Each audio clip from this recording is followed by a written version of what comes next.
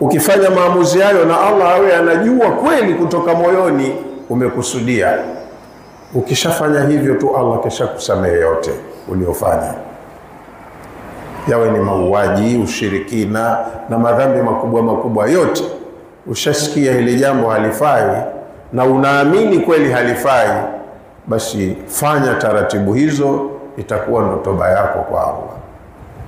Jingine katika masharti la ziada au la nyongeza, kama ulikuwa ni dhalimu, umedhulumu haki ya mtu, na siku ulipofanya maamuzi hayo ile haki unayo, unatakiwa umrejeshee mwenyewe. Pengine jana uliiba lakti ya mtu ya dhahabu, ukaja ukafahamishwa ubaya wa wizi, lakti ya watu unayo, mwenyewe anasikitika huko aliko. Toba yako ili ikamilike, hii haki ya mtu mwenyewe umrejeshee.